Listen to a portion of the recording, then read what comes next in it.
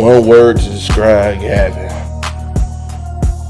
Okay, so for me, I'm gonna say family. Sensei. That's real. That's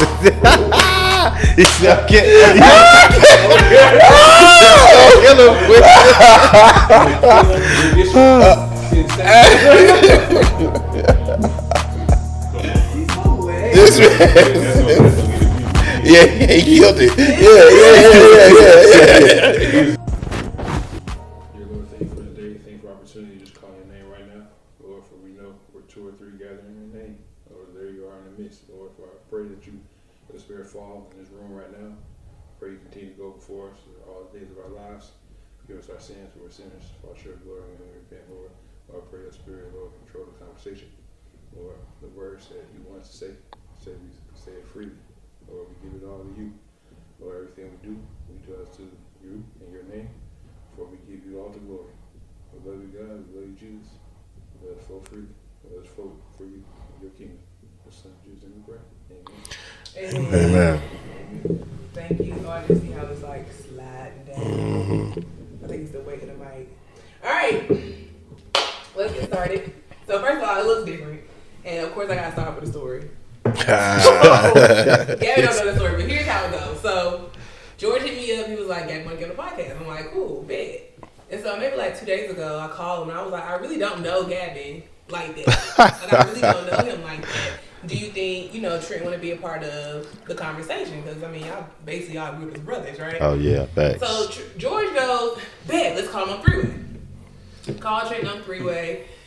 I'm like, hey, trying to communicate first with him or whatever. And all of a sudden, George goes, "Yeah, Bonnie want to know if you want to take her place." Oh, man. Bro, how you gonna do that? And this man just busted out laughing at me, bro. Like, he just totally like X style. gave me the boot, like, gave me the, you just record us and we'll handle the rest. There's a reason for that. Either way, I'm here in the midst. He made a coach's decision. Facts. He's trying to make a coach's decision. He's trying to make a coach's decision. That is how you describe George. So anyway, I'm here, but I'm here to just to kind of keep the conversation flowing because I got questions and That's I think real. the women needs to be in the midst of men at all times. Just give us a good balance. Just give us a good balance. They're watching this. You said negative? Negative. They're watching this right now. I mean, it's not a negative. Just a balance. I'm just here for the balance. We be needing that structure. I ain't lying. Yeah, Come on, for sure. We be needing that. Cause we'll be all the way left, all the way Y'all right. keep talking about Yeah. We talk about football, talk about basketball. Yeah. Went back to what? 2010, 29, 2009. Because we'll get the Roman. There's too many stories to tell. I'm telling you, but this is on the way down here. I was excited because we hardly ever get to do this. Just Facts. And so for you to be in the midst of this is this is iconic. So I already know it's gonna be fire. Oh yeah, for sure. Siblings, we all got different personalities, but shared experiences. So Yeah. it's gonna be fire. So I'm kicking it to Trent. Okay, man. So Our guest for today. you're the narrator. Yeah, you know. So that's why you make the coach's decision. You know. You see what Hey. Okay, so man, today, man, we got a legend in the building, man. That's the funny. Woo himself. Check it out. The Woo himself, man. That's funny. Leader, man. I've been knowing him since I was a kid. Growing up, been watching him lead. He done led me. He done led his younger brother, cuz Casey. He's always been a leader, even when it wasn't time for him to be a leader yet. That makes sense. He also has the Mary Frazier Scholarship.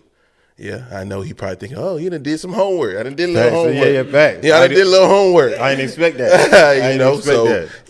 That's big, man, and he'll touch on whatever you want to touch on. But man, we got today, man, my guy, my dog, my brother, my cousin, my family, man, Gavin Frazier. I appreciate that. Yes, sir, man. That was a good introduction. I came here. This is a chance for me to kind of like tell my story a little bit. A lot of stuff go on, and it's kind of like, to be honest, it's a mystery. It's so many different times, lessons, and different pages to the story is just like you never really sit down and really pay attention until you break it down. Yeah. Like I feel like I'd have been like 10 people in this little bit of time. So it's like you say the woo, I say the woo is kind of retired. Yeah. I'm kind of transitioning to the next phase. We're going back to Gavin. That's tough. Yeah, we going in business mode. That's tough. Yeah. So let's take us back to how we even all are connected. And of course, like I said, I was the little girl, so in between two boys, and so you know, my mom and my dad were always like, "Skirt," but I was around, right? Yeah. You gonna take us back to, and this is a good conversation amongst the three of y'all. Take us back to how we even got connected, and then how are we sitting here right now? Like it go back to the same thing that got us here today is the same thing that started. It was kind of like the brand I created. I'm gonna be brand conscious. Yeah. For the love of the game. Yeah. That's how it all started. You know, at 5 years old, I picked up that basketball, and that's how I kind of met George. That's how I met Trenton. You know, we all share that same love for basketball. So it was just like, that's how we kind of gelled. Me and George was a little closer. So what he say by default, it's still a year difference, but we was both going through what we was going through at the same time. Yeah. So that's where it started. It started with the basketball. So give us a little bit more background, because I mean I know your family dynamic, but like we said, we keep bringing up Miss Yvette. I mean, okay. By default. So talk if to you, us about Miss Yvette. Miss Yvette, if you had to put a nutshell, you know, superwoman. Period. Fact. That's why I can say like she probably wasn't. You wouldn't say like to me she was the best mom, but if you know, it's not a report card for it. You know, she kind of did what she had to do to put us in position to become who we wanted to become. That's the option she always gave us. Like she always said, just be who you want to be. So when it came to sports, it was more or less like, okay, y'all got to do something. And so, you know, that's what we do. We all played sports. So I was the oldest. I kind of paved the way when it came to it. So when we come full circle, like right now, you come full circle, it's 2024. We going into year 3 of the Met League. It's kind of like, I feel like I'm one of those older guys that kind of just like did the trench work. So when you see everything coming, it's just like we go all the way back to the Slammers. It's like that was the trenches. So when you talk about South Carolina basketball, you're not going to really talk about nothing. But that was the start of all that. Before the Ravens, before all of it was the Slammers. Facts. So it all started with the love of the basketball. That's how we kind of got enjoying. My mom, she just was here, there, everywhere. Everywhere she felt like was beneficial to us, she put us in that room. And so it was just like, she gave us the love of basketball. Because she took us to the gym. She didn't say, oh, y'all play basketball. No, we was just at the gym. And we picked up the basketball. And ever since we picked up that basketball, she made sure if we wanted to play basketball, that's what we was doing. Yeah. And that was probably, you know, that was God's greatest blessing. That basketball kept us, didn't keep us out of trouble. Kept us out of the trouble that probably would have got us in that we probably wouldn't have came back from, or would have put an obstacle in the way. But that basketball was our mentor, our father, our network, and our friend. And, you know, that's how I became the man I was. So take us through kind of what high school looked like for you, and then what happened after high school. Okay, so me, rewind back to high school. I kind of was in that space where I kind of did a lot of stuff too good. So in them 4 years, like I'm in high school, I'm playing track, 3 varsity sports. We doing football. Well, let me rewind a little bit. I didn't play football at first. I was in the band. You know, remember that. A lot of people don't remember that. I remember that. I was in the band when I played the sousaphone. I played the tuba, the walking tuba, but I was in concert band before that from middle school. I remember. People don't know that. People don't know that. Yeah, like I'm trying to tell y'all now. Yeah. And so it's just like I was in the band in middle school since 6th grade. So it was just like I was in the band. We transitioned to high school. You know, I always played football when we was growing up. It was just like at that time I played basketball. So we didn't have a varsity team that first year. So I kind of went with the band. And, you know, the band thing worked. But, you know, Gavin started being Gavin. So you know, I got around that point where I was starting to feel myself a little bit, so I kind of outgrew the band. Yeah. And so, you know, started playing football, played basketball, ran track. Track was one of my first loves too, because that was my mom's favorite sport. So that's the love we embraced with her. So it was just like high school went fast. That's what I could say. Like, and I was always in a position when it came to school, it was just like school was easy. Yeah. So I had the friends that was kind of doing what they doing, but I never really had a problem in school. Never. So I really transitioned from school, and then I left school, and, you know, I made the choice of going to, well, no, let's rewind.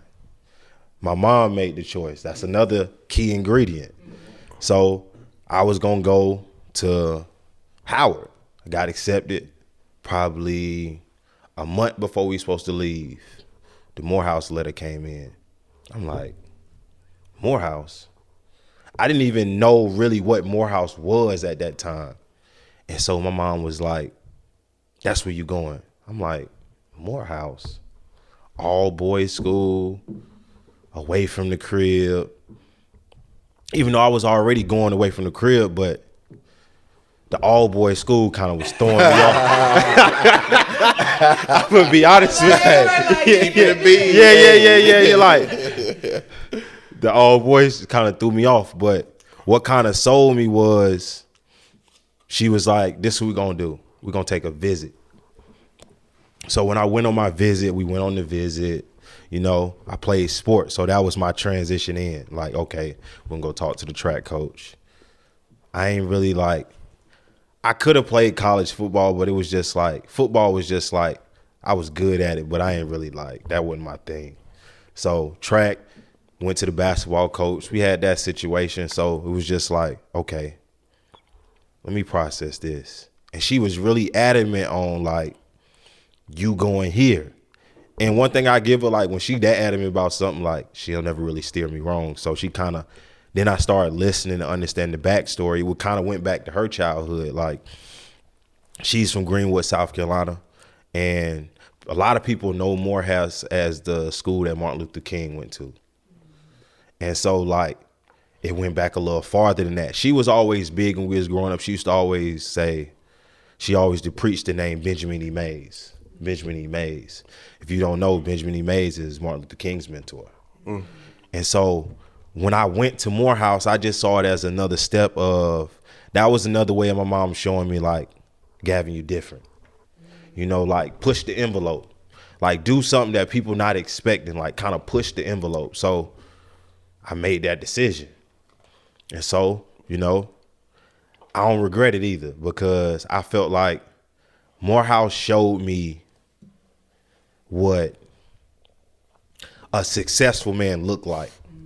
You know, we kind of see him, we kind of picture him, but it kind of showed us like what an all around man looked like. And then it was like, it was a school that was catered towards, it's one thing of being a man, but it's another thing of being a black man and being successful. Facts. So, you know, they preached like, it was like when we went there freshman week, it was like we was joining the fraternity. Like they coming around, banging on the door, 6 o'clock in the morning, like put the shirt on, put the tie on. We going to this statue. We got to repeat this. We got to repeat this. And one of the things that they always preached was the 5 wells of Morehouse.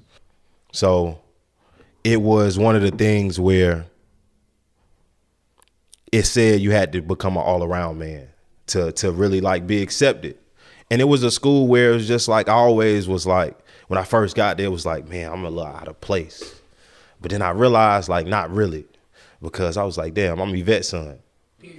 So when I tapped into that, I'm like, frame my language. I'm like, so I was like, I got the skills to be able to operate in this realm, even though I'm in a place where technically I'm in a place where I really ain't even supposed to be. Cause my mom always told me, like, she always like, she might necessarily told me, but she always pushed me to like, just be great. Just try to be great. And that's what I think that was the purpose of her sacrifice, was for us to give us all like a chance to be great in a way we wanted to be. So it was just like, I kind of accepted the challenge. And then it didn't help that it was easy, kind of how I say. Yeah. And you bring that full circle. You use those gifts. Those gifts open up doors that I probably would have never opened up if it wasn't for those gifts that I got. Yeah. I would say this too. One thing about Miss Yvette, and I think another gift that you haven't harped on that that I talked about in the intro was your leadership. Because I remember, and stop me if you don't want to get this deep, but I remember I'm in middle school, we in 6th grade, and it get to be about 9 o'clock, 10 o'clock. We all hopping in the car and we going downtown because Miss Yvette worked so hard, but at the same time, anything that y'all wanted to do, she wanted to make happen for y'all. But then she also didn't make it to where I'ma just hand it to you and you can just have it without working for it. Like working hard when you called her Superwoman, I can remember if we wanted something a little extra, she'll have us hop in the car and we cleaning. It could be 11 o'clock at night, 10 o'clock at night. We all squishing up in the car. We don't care. Facts. Let's go. Miss Yvette cleaning. We cleaning with her.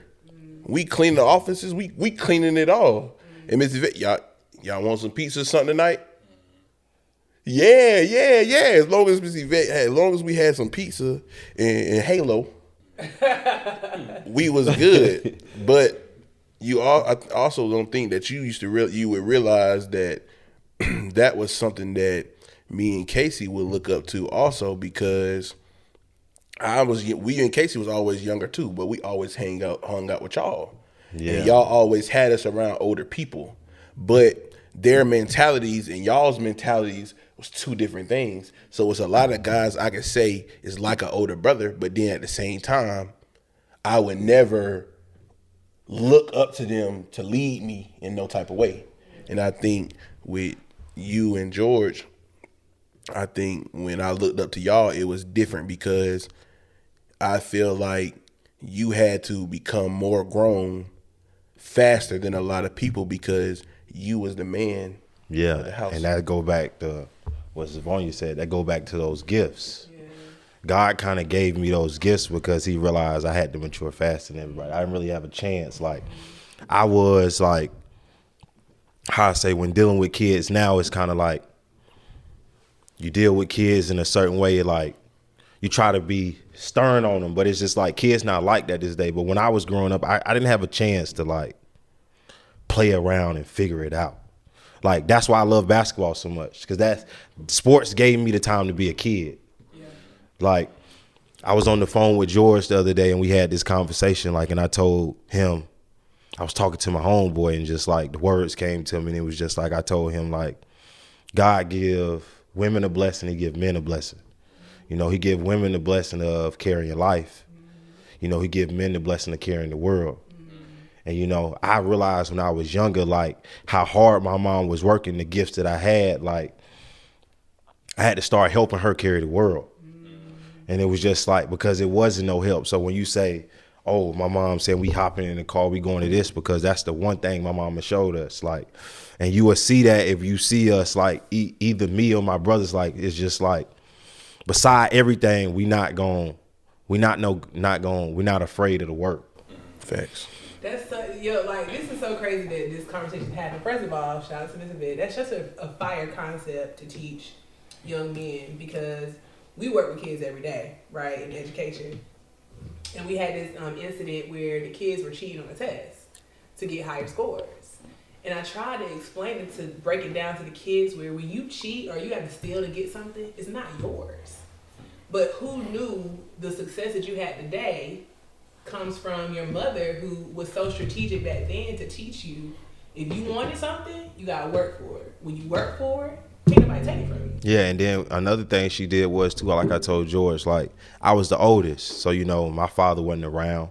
But one thing she always did was, my mom was a great talker. She knew how to network. Like that's how she kind of became the person she was, because of her network. So she always told us, like, you got to talk to people. You got to talk to people. And like, that's the kind of the way she taught us early how to kind of work our move. And it was just like, what she always did was she always put us in the room we needed to be to learn the skills. So when it came to talking, she'll put us around the people she know. You know, that's what they do. That's how they do it. They talk. Like I tell George, like we'll be around, like we'll be with some of the older guys, you know, shout out to Mr. Norman. We'll be with Mr. Norman and like we'll be with him all day. And it's just like we go in the gym and like he'll feed us and he'll be like, hey, we ain't got nothing else once we eat, but we headed to the Spring Valley game. Shit, I got these Jordans and these Air Force Ones in the car. We're going to be good. So that just told us, my mom just taught us how to like, she taught us survival early. Yeah. When it came to certain things, like people don't understand, like when they say like you got to grow up early, people don't understand like we in high school and we come into school every day just like regular kids, but they don't understand like them times where we got to go back to the house and we ain't got no water, we ain't got no lights. You know, like, prime example, you say we going downtown, we going to the business center. They don't understand, like, we going in the house and we getting every Hawaiian punch jug and water jug and 2-liter soda. We used to save those because, shit, the water turned off. So that's how we going to get water. Like, we going to go down there, we going to work, and right before we leave, we going to fill all these up because this is how we going to flush the toilet. We're going to take that coffee pot, we're going to put in the bathroom, we're going to take that little yellow pan that they use at the hospital, we're going to put that water in there, we're going to warm it up, we're going to put in that pan, we're going to take a shower, and then we're going to keep it pushing. Like, that's the one thing my mom always taught us, like, no matter what, just keep pushing. You know, like, prime example. She's a prime example today, like, we ain't have nothing. She can't really ask for nothing now. Like, she worked. Until this day, she's still working because that's what she know how to do. So those was coming to skills. Like she just told us, like, you gotta work for it and it ain't gonna come. And that's what she made us do. She made us work for it. When it came to sports, you want to play sports? Okay. You know what? We'll make it beneficial. You go play AAU, I'll throw you something. We go down there and clean up, I'll throw you something. Yep. And that's how she was always. And it was just like our house was always that house. Like we might be in the house 15 deep. Facts. Yeah, like we in there. We might be in there 15 deep. We in there. But we in there because she was just on it like sports. And I just need to keep these boys. I already know what the world got for them. So let's keep these boys distracted as long as I can. Facts. And so that's what sports was. It kept us distracted as long as she could. And then, you know, everything else we kind of figured out on our own. And it was just like, it go back to for love of the game. Yeah. You know, basketball taught me communication skills. Basketball taught me how to become a man. Basketball gave me my respect as a man. Mm-hmm. So I owe it all to that, and that's God. Facts. Ain't it crazy to think about, like, this vet, single parent, you grew up without a father, right? Or maybe he was in and out. I'm not sure. I don't want to say that, but I mean, the truth is the truth. I mean, he wasn't there. Yeah. He could have been. He just wasn't. I don't know. You know, there might have been their friction back and forth, but you know, one thing my mama did was she never had time to pay that no attention. Right. Facts. And one thing she never did, she never made it seem like it was an issue with them. Right. Though. She never talked bad about him. Right. You know, she might say that little thing. It was why you act just like your daddy, but I mean, that's. I never understood what that was until I didn't learn what that was until 7 months ago, and I'm 33. Yeah. Because I spent so much time like just like trying to get to the next level. It was just like I didn't even realize like I was carrying certain traumas from childhood because I wasn't never really able to be a child. Yeah.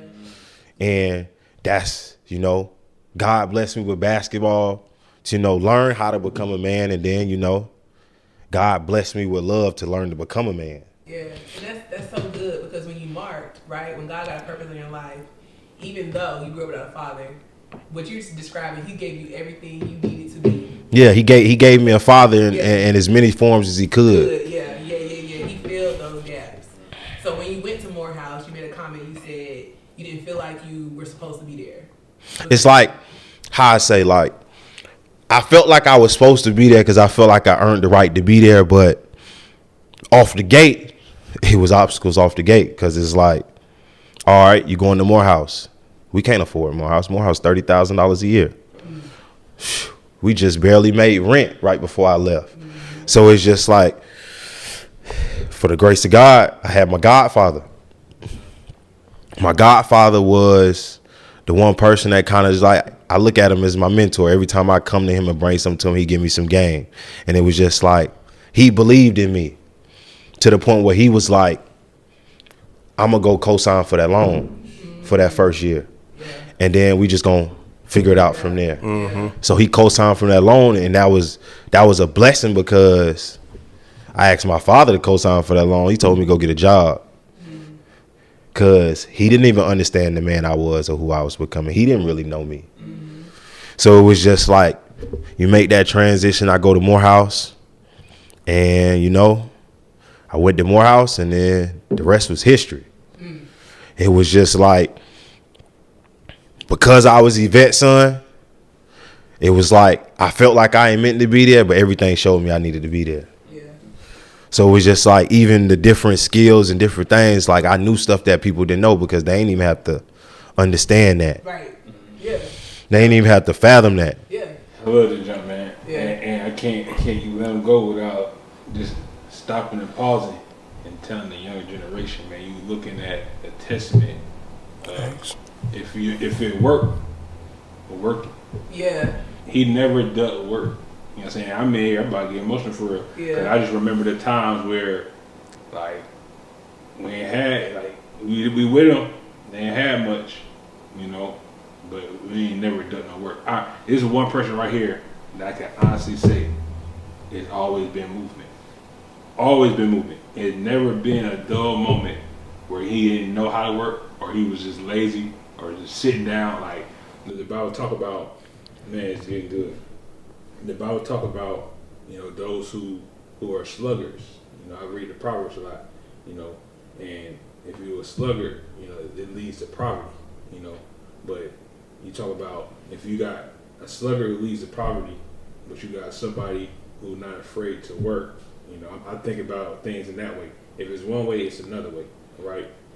Him not being afraid to work and knowing that God got his hand on him, right? That's what real faith is knowing I'm taking it a day at a time, you know, and whatever I have, I'm gonna work it, you know, and everything I've heard so far has been a testament to someone who never ducked no work, right? So to the younger generation, I just had to pause real quick. Work not going nowhere. Period. It's not going nowhere, you know, and you got a testament of someone sitting here who defied the odds. I can't let him go without just stopping it and giving him his flowers. The world telling him he ain't supposed to amount to nothing. But see, when you work, and you got faith the size of a mustard seed, and you working just a little bit, man, the sky's the limit. You know, the sky's the limit. Really, I had to get that off me real quick because I'm about to get emotional. I had to say something. You know what I'm saying, to stop me from about to tear up for real. But Breeze, even to piggyback off that, on top of that, his testament is also letting kids know that life ain't about having the materialistic things. Yeah. You don't gotta be driving the best car. You don't have to have a Camaro. Your family don't gotta come for money for you to be successful. Yeah. As long as you put your mind to it and you understand that life don't stop for nobody, then you can be successful. But then at the same time, you also got to understand when God strategically puts people and things in your life and you need to use those things. Don't let them go to waste. I feel like a lot of kids nowadays, and we talking about the younger generation,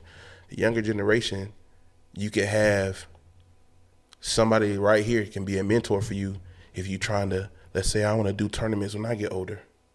I want to do something like the Met League. We ain't hit on that yet. But I want to do something like the Met League. But then I see that it ain't the fastest grind. It ain't the fastest way for me to get money. But then I got somebody over here who, let's just be real, he's scamming. He just made 5 bands last week. Yeah. That can get me a Gucci belt. That can get me designer shoes. So instead of going to this man right here who's going to actually teach me how to work and how to grind, i.e. your mom, they're going over here to some fast money, and fast money ain't always the best money. We just talked about that yesterday, man. I just talked to a younger guy yesterday, and and God put on my heart to tell him. Like I just gave him the scenario. You talking about somebody who can come up on money real fast, right? Just as fast as you come up on it, you can lose it. Facts. Right? But then you got somebody who diligently gains. No matter how long it take, you can take away his money. He didn't diligently gain, he get it right back. It's the diligent that win, right? And it's yours. And you know what to do with it. Yeah. See, when you diligently get the money, you gonna know what to do with the money, so you ain't gonna lose it that fast, right? So then I had to bring this up because I talked about that slumber, right? I talked about slugger. I meant to say slumber. The Bible say Proverbs 24, Kobe 24, verse 33. 33 is man. A little sleep, a little slumber, a little folding of the hands to rest, and poverty will come on you like a thief, scarcity like an armed man. A little sleep, a little slumber, just being lazy, right? He got a testament of he ain't never lacked. Even when it looked like he was lacking, he was winning. Yeah. That's why I want everybody to understand. It's not about what you in right now. You know what I'm saying? It's not about what you in the moment. He ain't never lost the vision. And everybody we talk about, you know, you say about the work. Don't get me wrong, like I say, I done lived 10 lives. For sure. Like, I know what it mean to get the fast money. I know what it mean to get the slow money. And I got the fast money. I done spent the money. I done went and got the clothes. I done went and it's just like, we talk about the cars and XYZ. Flashback to my mom. My mom got those cars. We ain't always had them cars, but I seen her work for them cars. So just as much as I knew, okay, I can make some fast money this way. I can make some money this way. You always know, like, when it all come down to it, when them plays ain't coming in or this ain't happening or whatever move you trying to work, like, I already know I can get back to the footwork. I'm not attest to that. So when you say, like, okay, we bring it back full circle, it's 2024, we talking about the Met League, like, always kept the motion going and kept trying to push in the envelope because every time I took an L, I went back to the drawing board. You know, that was part of the process. We talking about the Met League, it's 2024. I've been throwing events and doing stuff since 2008 when I first touched in Atlanta. Yeah, so you, after Morehouse, what year you graduated? So that's another part of the story. You know, people don't really know the backstory of that. Okay, so we go to college. That's another part of the work. And, you know, just perseverance is just like, I went to college with no money. So, of course, you had the turmoil. That first loan, we got that. Refund check come. Second year come. We trying to push it through, you know. Third semester come, you know. Financial aid calling every semester. Like, hey, you owe this. Like, what you gonna do? What you gonna do? Like, so I know what it mean to be like, okay, I'm at Morehouse. I'm locked in. Like, okay. We got to go halftime this semester. We got to go halftime. I need to move off campus. I got to get an apartment. And so that's when all those gifts start to come in. Like, okay, I'm up here. I kind of know what's going on. I done came down here from Columbia. It's not a single person. It's a flashback. I only knew one person from Columbia. I can't even remember his name right now. That went to Morehouse. But he had went to Ridgeview and he was on College Hill. That's the only person I knew that went to Morehouse. That's the only thing I knew about Morehouse before I went. So it was just like, once that money stuff started coming around, it's just like, I know I ain't trying to come home.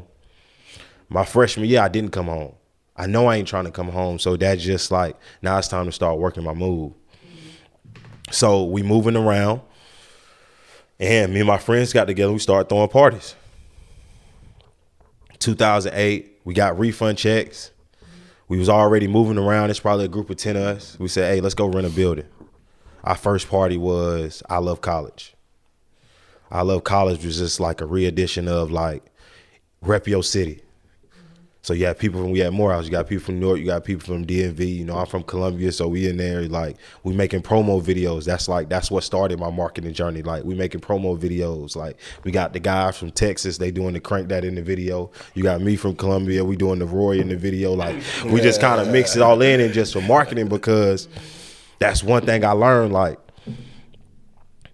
when it's time, you got to figure it out. So it was just like, that's the one thing my mama's taught me. Like, she gonna always figure it out. We're gonna leave the house, the bills due. The police coming to the door with them eviction notes. We know, like, okay, don't answer that door. Don't go to that door.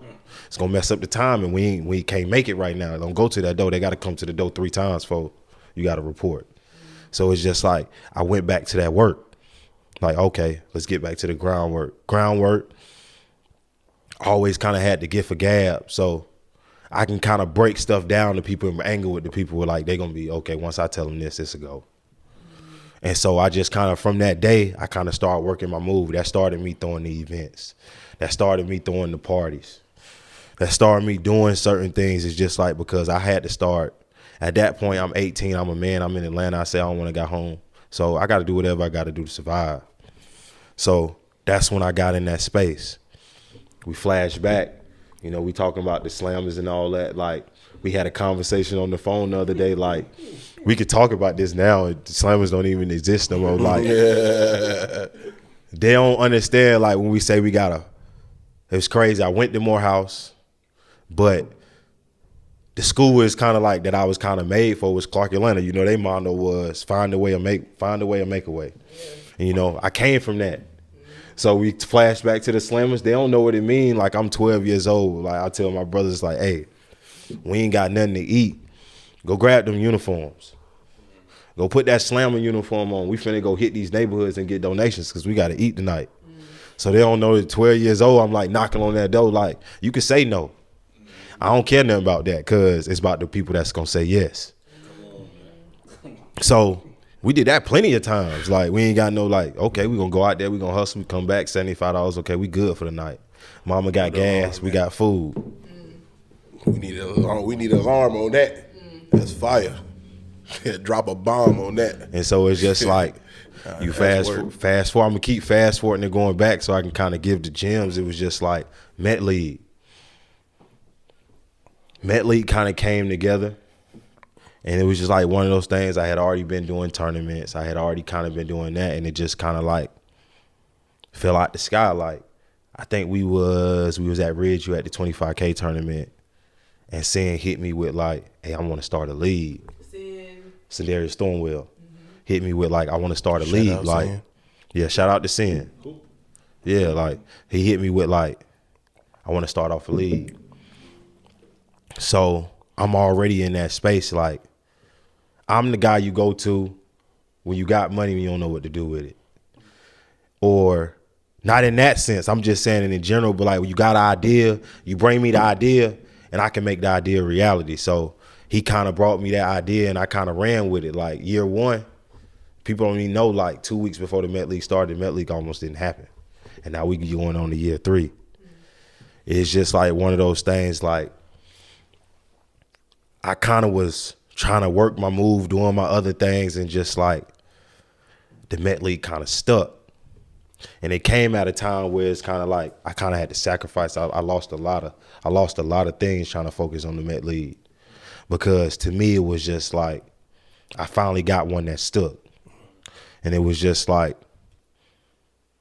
it's one of those things I told George today, you know, God do like, before you get your biggest blessing, he strip you everything. For sure. So, you know, I was thinking about this, so I came, I said, so how we gonna do this? You know, I do the marketing. So we gonna come up with a catchphrase. So it was just like, I said, let me think of a testimony I could say. It was just like, I was in that space of, everything that could have went wrong. And so now I'm at ground zero. And it was just like, I had got so used to calling my own plays. It was just like, I thought I could do it by myself. And then, you know, God tapped me on the shoulder and was like, hey, let me show you something. Facts. And, you know, we sitting at the podcast and I said like, it's simple as this. Like, I thought I was going to call my own plays and work it at my pace. And, you know, God tapped me on the shoulder and called me back to the huddle.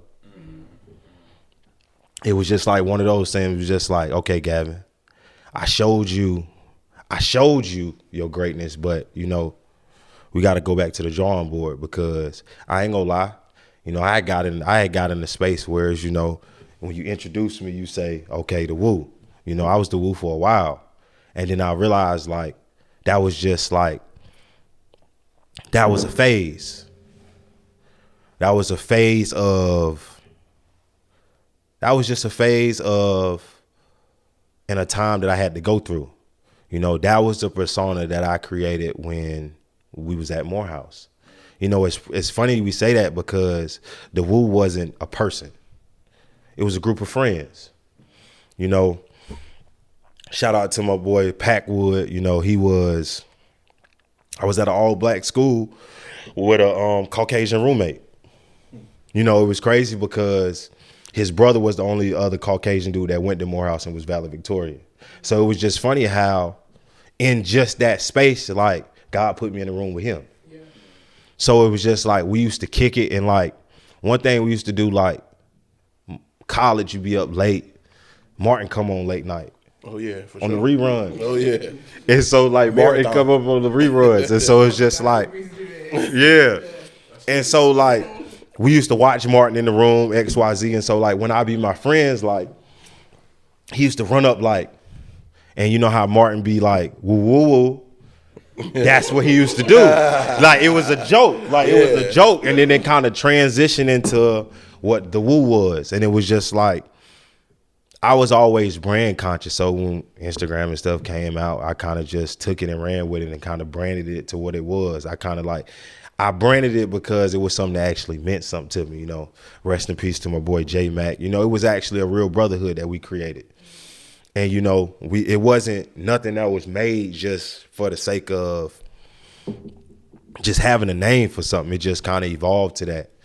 And that was a phase. Like the Woo was created in 2008, but, you know, we in 2024 and, you know, the Woo had to retire. Yeah. Because this next phase of life is for Gavin. Yeah.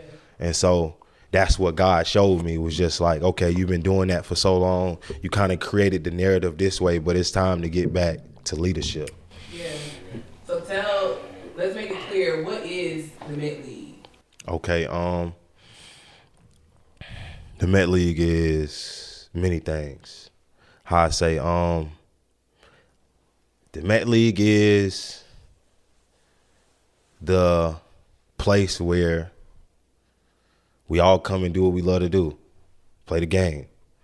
You know, when Sin came to me with the idea, you know, he was like, I want to have the Met League. I want to do, no, he didn't even rewind. He came to me with the idea of having a league. When it came to, I'm sitting there thinking of names and like, when I think of marketing, I think of the competition. So since day one, I always been saying like the Met League with the East Coast version of the Drew League. I've been drilling that in because I'm manifesting. So when I thought of names, it was like, okay, let me think of something. And it just clicked. It just came to me. It was like, I'm from the Met. This is where we at. And so it's just like, it's catchy. People kind of understand it and got a family feel to it. So the Met League was created. And from there, it's just kind of been growing. You know, and I felt like it was perfect timing because, you know, they used to have the other program at Heathwood Hall, but it lacked what I could bring to the table. You know, they had the basketball, they had the players, but the most important thing when it comes to basketball was the culture.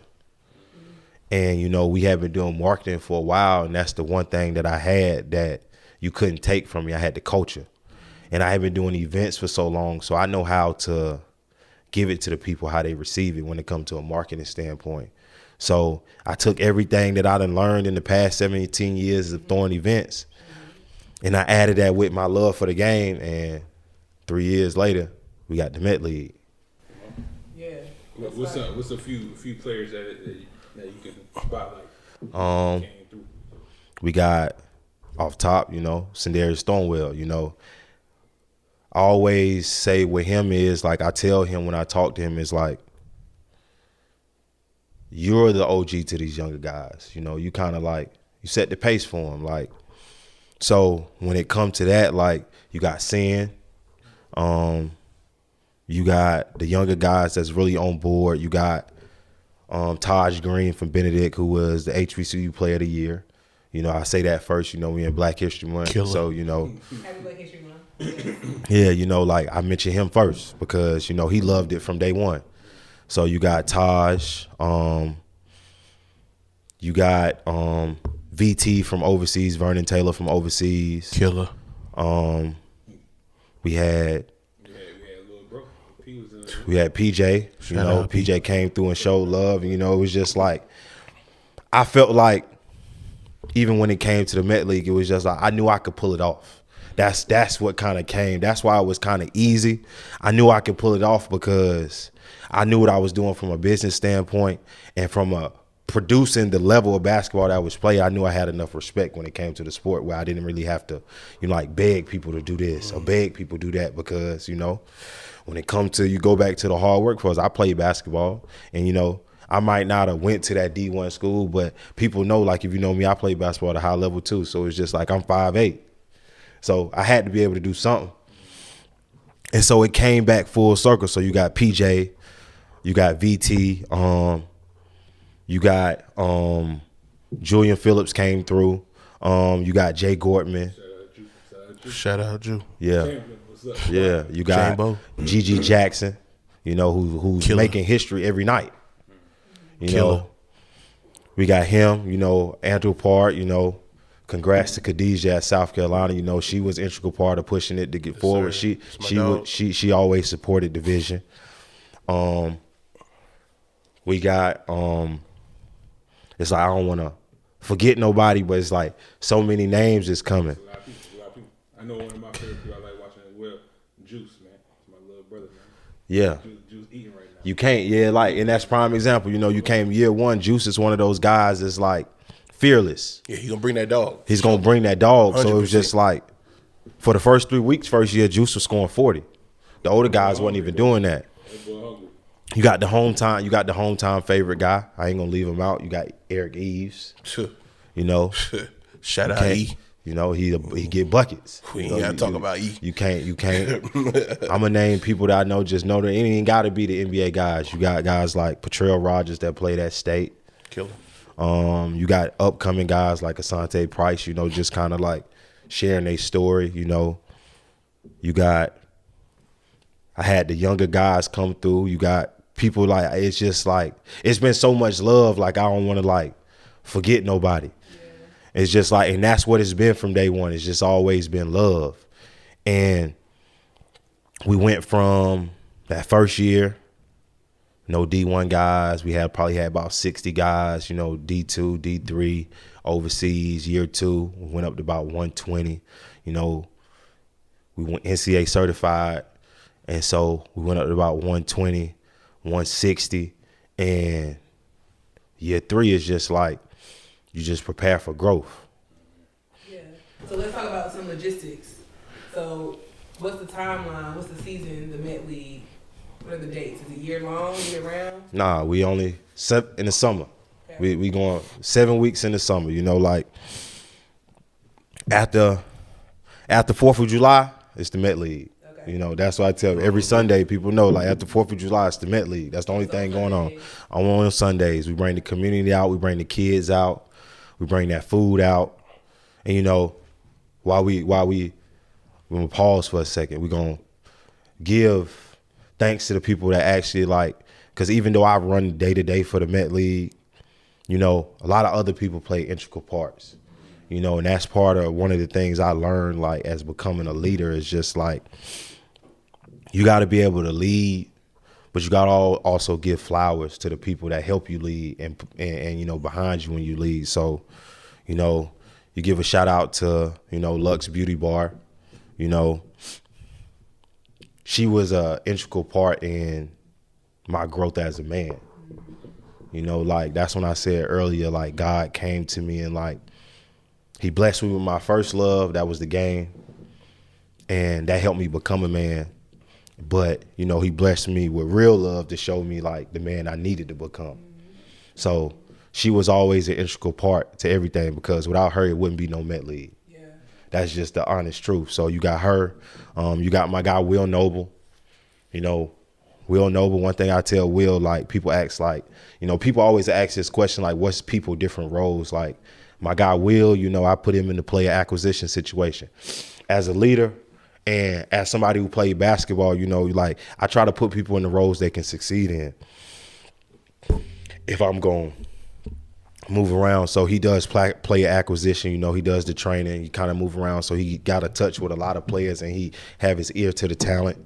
So you got Will, you got the Noble family, you know, they always come through and support and do what they do. Integral part, Iron Royalty, you know, she love what we doing. And it's just like, when it comes to the Met League team, it's just like, it's people that all love what's going on. I Am Royalty, you know, she's the director of media. You know, anything media-wise, she's going to come through. I don't have to ask her. She always bringing new ideas to the table. Like this past summer, we did the kids interviewing the players. She came up with that. You know, that was a great hit because it gave more community atmosphere. Shout out to Miss Pepper. You know, she hold the clock down. You know, I have to go out there and yell at folks sometimes because it get hectic out there. But it's like I tell them, like, you don't want nobody yelling at your mama or your grandmama. So, you know, like, let's be respectful. You got Miss Pepper on the clock. You got my guys, Troy and Cam, with the hosting.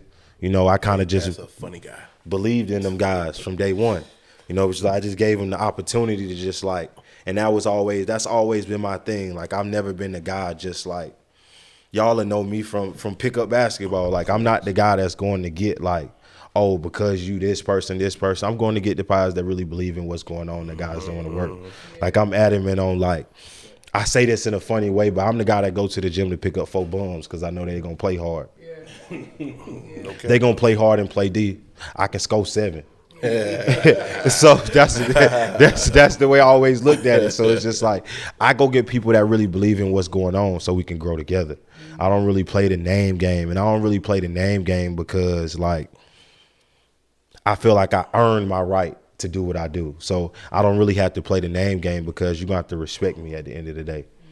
So at the Noble Family's Pepper, you got Troy, you got Cam on the mic, you got my DJ, you know, the official DJ at the Met League, you got Uchi.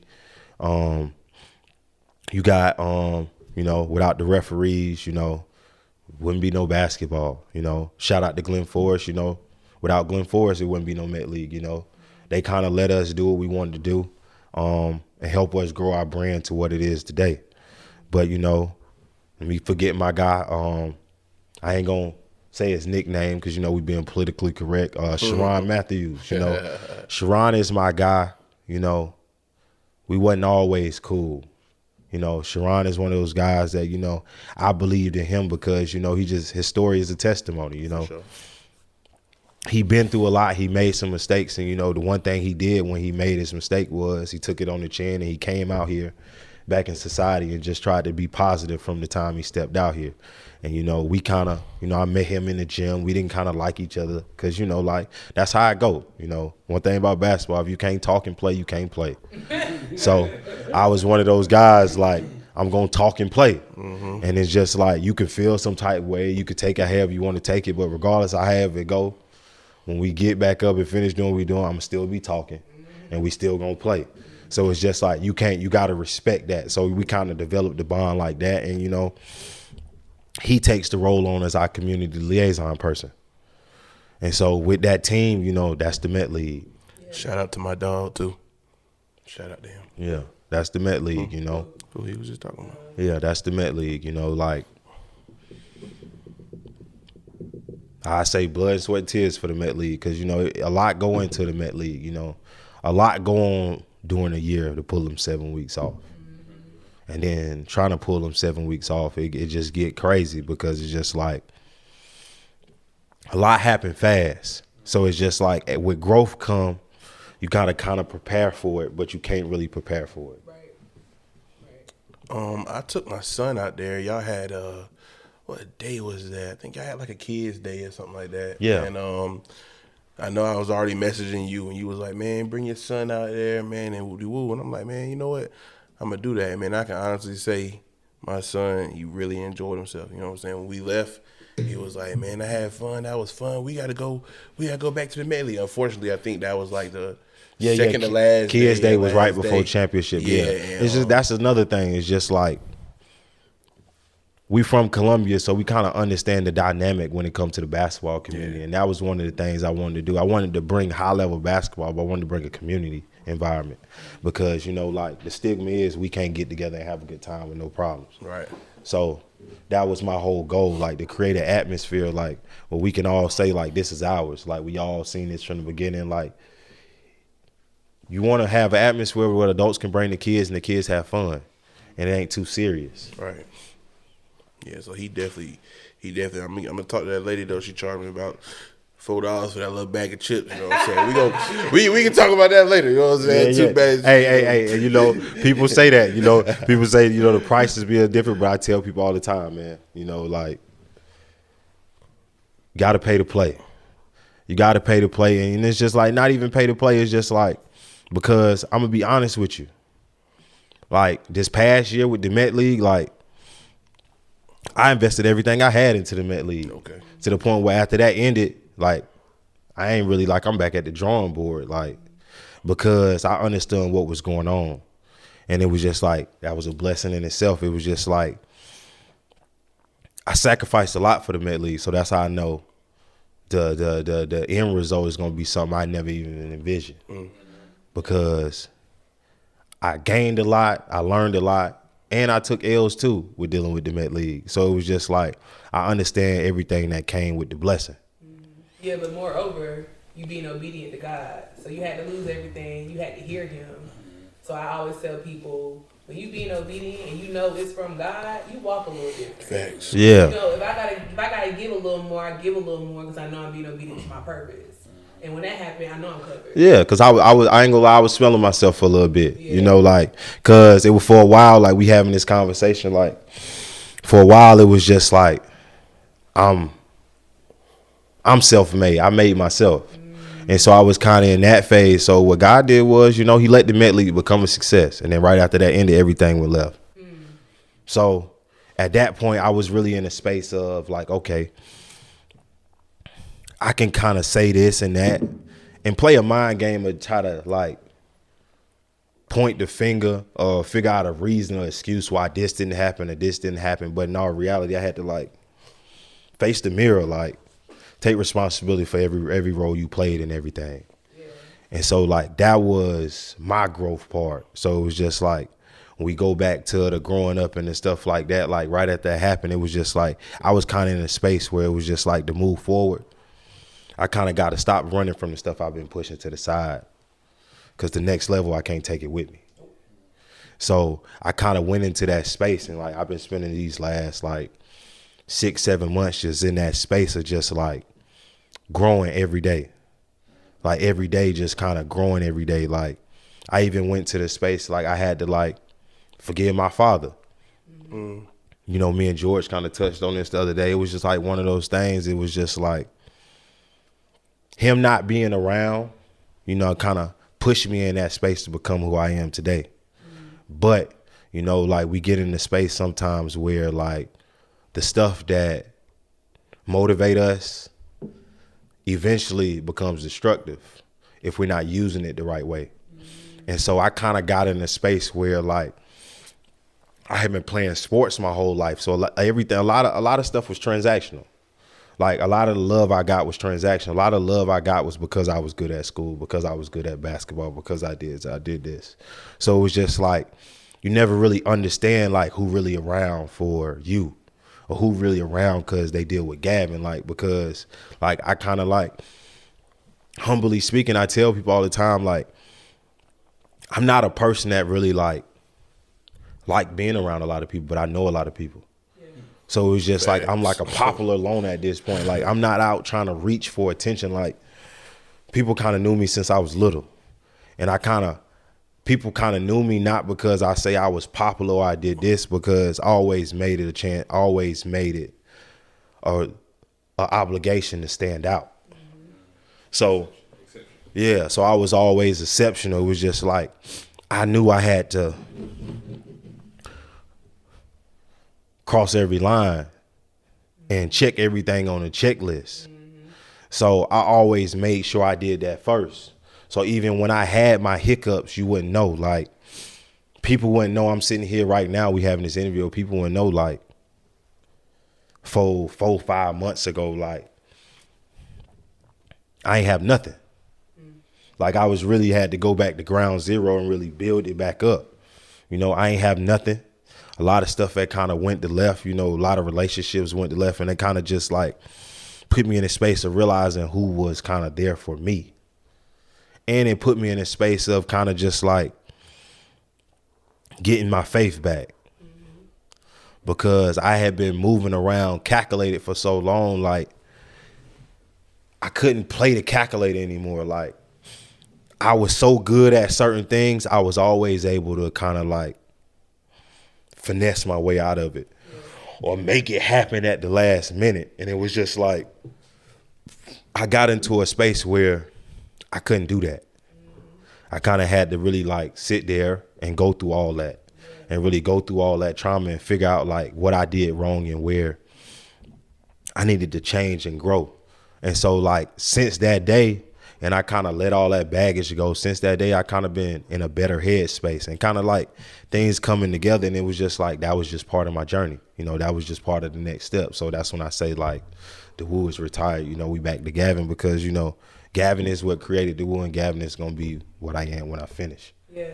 There's so many good lessons about leadership, right? Like, everybody is a leader in their own right, but there are some people who are born to lead, right? And when you're born to lead, it's a couple things that you touched on that you got to do. One, before you lead anything, God's going to isolate you. Because the truth about leadership is it's lonely. Oh, yeah. Because you have to make, when everything goes great, you got to give it to everybody around you, right? And when everything fails, you got to take that. You can't say, well, you did this and you did that. So God has to teach you. He isolates you so that you know when you're in those spots where you got to take on everything, your source has to be God. You can't get it from nobody else. Exactly. Right? Because leadership is a lonely road. Yeah. And when I got in that space, in that dark space, it was just like you there alone and only one person listening. It's only one person listening. And it's just like you may be in that space where you want other people to listen. But in all reality, like only one person gonna listen. So when I'm sitting there at nighttime, like, and I'm just thinking only one person listening, and it's just like you try to, I say, force your timing, and it's on God's pace. So it's just like that's what I kind of had to get back to. Like I'm in a space where I had so much success early. It's just like always been in that mind state of like, okay, if you don't do this, if you don't do that, if you don't do this, like they're gonna look at you like Gavin done fell off. But then I realized like I kind of had to fall off. Like, I got to a point where I couldn't really go no more. So it was just like I kind of had to fall off and fall back. Yeah. Because that was everything that was gonna be needed for the next step. Yep. The only other thing talk about leadership is people, right? I'm so glad that you giving people their flowers, because one thing that I think is so overlooked in leadership now is the ability to make people that you lead feel valued. If they don't feel valued, what's there to believe in? Exactly. And I can believe in you, but if you don't make me feel like I'm a valued part of the team, and that's our job as a leader, right? Like you gotta make people feel like I see you, I believe in you, I'm encouraging you. And again, that's another act of you have to get out of yourself. Exactly. And that's why I say that's what year 2 taught me at the Met League. Yeah. And I say that humbly speaking because like that's what it taught me. You know, I had been so used to, you know, reaching these certain milestones alone and doing it, feel like I was doing it myself. Yeah. Like even when I was getting the help for others, I still felt like I was still in the space where I was still kind of taking credit for everything. Yeah. And even though I may play an integral part, it was just like, shout out to my guy, Sharon. You know, me and Sharon had those conversations. One thing he used to always tell me was like, Gavin, you know, I got faith in you being my leader. He say, but, you know, sometimes, you know, you get in a space where it's just like you got tunnel vision. And like you got to really understand, like, you got to acknowledge your team sometimes too. You know, you may be calling the plays, but without the team, you know, I had to sit back and realize, like, part of being a great leader, you got to be a follower first. And so, like, I had to kind of reel it back in because it was just like we having success, but my team not happy. You know, we growing, but my team not happy. And a leader without a happy team, eventually everybody gonna go the different way. And so it was just like when people start going a different way, it's just like you only can blame yourself. So like that's why like I made sure like let me make sure I give my flowers to the people that kind of just help me become that person, the people that kind of believe in me and the people that kind of like they're comfortable with me holding the role that I hold. Because like prime example, like Senderis is the co-founder, but he's comfortable with me playing the role that I play. You know, everybody's comfortable with me playing the role I play because I realized like when we start playing this role, like I got to still become a better leader every day. And so that's what the Met League taught me. It put me back in that space of, it gave me back my leadership because I had become isolated for a long time. And it was just like, I was just kind of out the way. It was just like, and I realized that after a while, it was like, because I kind of like was doing what I was doing, I kind of got in a space where I was isolated.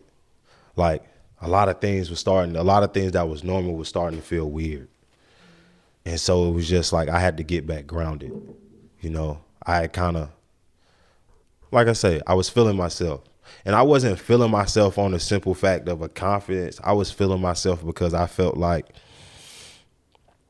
I've put in so much work and accomplished so much stuff. Like, I just was in a space where if ain't nobody else gonna say, hey, you did this, like I'm gonna make sure like I tell myself like, so I was in that space like, hey man, like, man, this me right here. And it's just like, I was in that space, but then I realized like you can't sit in that space too long because it get clouded and you lose focus on the vision.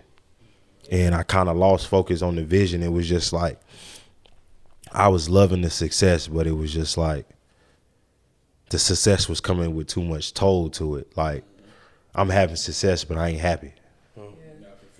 That's so good. I hope. You know. And I had been in that space for so long. It's just like, I'm having success, but I'm not happy. So it's just like, that's when God blessed me with, the love aspect. Because it was just like, I had become a man, but, one thing I've learned over the last year and a half or so is just like to go to that next level, God kind of give us that person because it's just like that woman is what pushes the man to become the man he's supposed to become, the best version of yourself. You only become the best version of yourself when you find somebody that truly love you for you. Yeah, that's good. And so like I learned that, but I learned that the hard way. Just to be quite frank, I learned that the hard way because I was hearing but wasn't listening. So it's like you learn that, and it's just like the man I'm becoming, this is my new journey. Learn how to love, love cover over a multitude of sins. You know what I'm saying? Yeah. So if you can really love folks, you know what I'm saying? Like if you loving folk, God gonna bless that. He gonna honor that. You know what I'm saying? Because God is love. You know what I'm saying? So now you see, you can be stripped of anything, but you can't be stripped of that love. Facts. Yeah, you can't. And it was you can't get stripped of the love, especially the love you got for God. So if you got love for God, He gonna take you places you, like you said, you ain't never imagined. Yeah, so I had to kind of get that love back. And it was just like the love I was trying to do, it wasn't working because God wasn't there. So it was just like, I can't love like that. Like, it's not transactional. It's every day. And it was just like, I can't say, okay, thank you, God. Oh, yeah, we made it through these 7 weeks. Like, what the thank yous was before the doors open. Like, yeah. And so it's just like, I didn't never want to get into that space again. Like, I kind of forced myself in that space where I'm back against the wall. So it was just like the only person there was God. Yeah. So it was just like, okay, it's me and you. Now this time, I need to make sure like we on one accord, and we taking we going through this next journey together. And that's where devotion come in, because that's one thing I say. If I say how Gavin has changed and matured, God has literally strategically put us both in each other's lives because of our leadership, right? Without us even knowing it. Like we knew, but we didn't know, right? But it was that wisdom. Like we were people of wisdom, to where God, like, He put us in places, He put us through things to learn from Him, but then to help other people not to go through the same things, right? Mm-hmm. So then by default, like people just were attracted to us, right? And it wasn't nothing we was doing different than other people outside of like people of wisdom, But true wisdom is Jesus Christ Himself, is the Word, right? So when we start winning in life when we align ourselves with the call that God has in our life. That's why medley ain't going nowhere but up. You know what I'm saying? That's why we can speak things into existence with a medley. You know what I'm saying? Because it's led by a man of wisdom. But now he's aligned now. Now you learn how to love now. Yeah. Now you put Jesus Christ's name on it. You know what I'm saying? That's what you say in Jesus' name. You know what I'm saying? You can't ask for things and not put Jesus' name on it. Yeah. You know what I'm saying? You can't be, somebody who just like self-seeking. Like he's saying what he's saying, I had to become selfless. It wasn't about me no more. It was about my gifts for the world. You know what I'm saying? God aligned me for my gifts for the world. Right? So that's where it all come back. Like God put us both in each other's lives through men of wisdom. Like we were gonna be men. God knew already that, people say now we were him. We were gonna be people that people called on, right? Like, and there's nothing gonna make out. He made a comment about he be around a lot of people, but he don't necessarily got like a lot of people, right? He just know a lot of people. Well, that's because like when we growing up and we just watching, we ain't talking, right? We ain't the type of people who just outspoken. Like people know us for a long time, they're not gonna tell you, oh, yeah, they outspoken. I didn't even know you. Like I said, when we first started, can't judge a book by its cover. Like, you talk about two poster child, can't judge a book by its cover, and then you don't know what's going on in his mind. But that's the blessing that God gave us to be able to watch and not talk.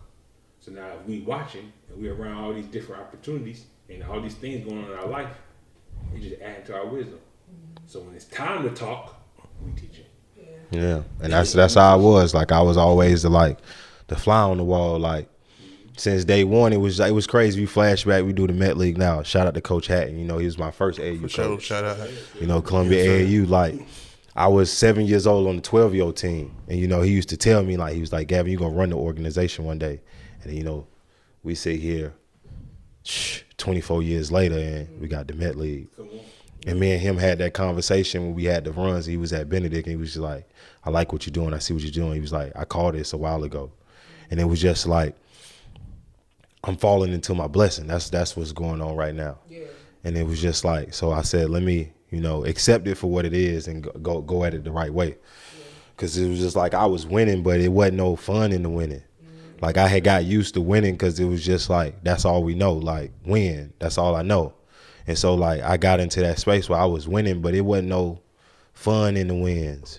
It wasn't no it was all temporary. And so when I got back to that space of like, man, and love came around, it was just like, now it's like everything kind of feel different. Yeah. It looked different. It approached different. Like a lot of the stuff that kind of was motivation, it don't even it ain't even a thought at this point. It was just you get your flowers in the success. Yep. And so I had to learn you got to learn to grow without acknowledgement. Long as God acknowledge it, that's the only thing that matter. That's tricky because that's something that I'm working on, that validation and affirmation. Because it comes, right? A 6-year-old, I had so much fun. That's God's validation. Yeah. It's just where we want it from and who we get it from. It's like, how you not acknowledge that I did all this stuff, but a 5-year-old can come to you and say, I had so much fun, do I have to leave? A baby walking out crying, you know what I'm saying? People smiling, and that's just sometimes not enough. But that is God's validation, and that's his alignment for us. But even with that, I also feel like, when you was on your high horse and he set you down, I also feel like God also put you through that, because how can he make your lead up here if he know you ain't ready for it.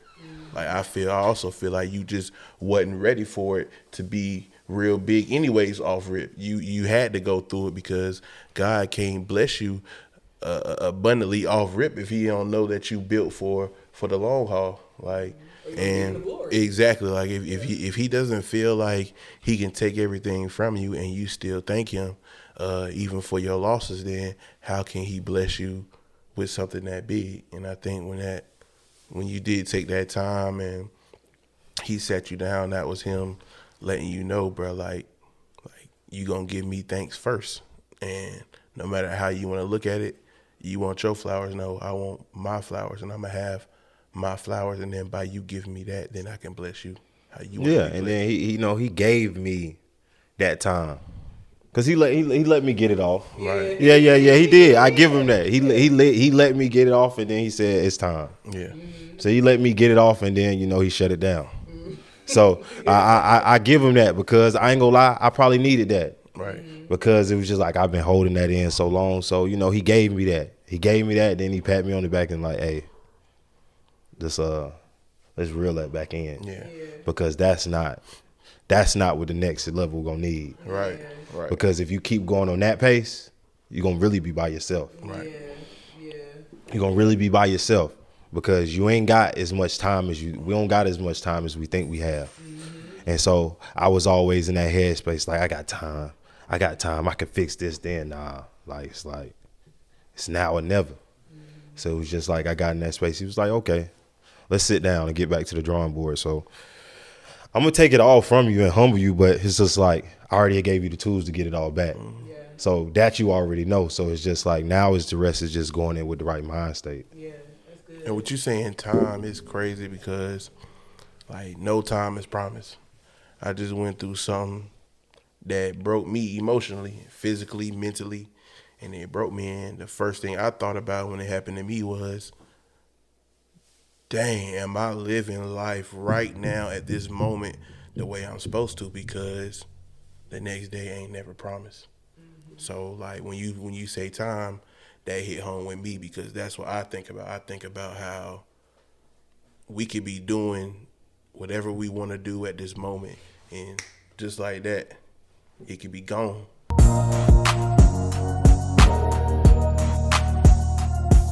Tell us 5-year plan for the Met League. 5-year plan for the Met League. In 5 years we should be the biggest summer league on the East Coast. Yeah. Right now, I think we came in at a perfect time because South Carolina's become a marquee market for basketball. For sure. Yeah. So we right in the thick of things, and we got the young guys that's really pushing the envelope, and with the other young guys that's coming behind them, I don't see why that's not a obtainable goal. All right. And then since y'all are growing, are there any gaps you feel as far as like team is concerned? We always looking to expand the team, whether it's people that's help with the day-to-day on the events, whether it's marketing, whether it's more videographers that kind of want to come. We always make it an open space for people that come to kind of want to develop what they're doing. So anything, hospitality, marketing, planning, whatever you do, vendors, this is a community-based product. So, as the community grow, we want everybody to come through. That's why when we do vendors, like I don't really charge vendors. Like y'all come through, we got the community to come. Like it's enough money and it's enough networking for everybody. Yeah. Do y'all do internships? That's what we're currently moving in the next phase as far as growing the team. I want to offer some opportunities for some college kids to get some internship credit and learn some gems they're not gonna learn in the classroom. Yeah. So what's the best way? If there's a vendor, there's a college student watching this, what's the best way for them to contact you? The best way to contact, you can go follow the Met League on Instagram, just like it sounds. The Met League, send a DM or send an email to themetleague@gmail.com. Somebody get back with you.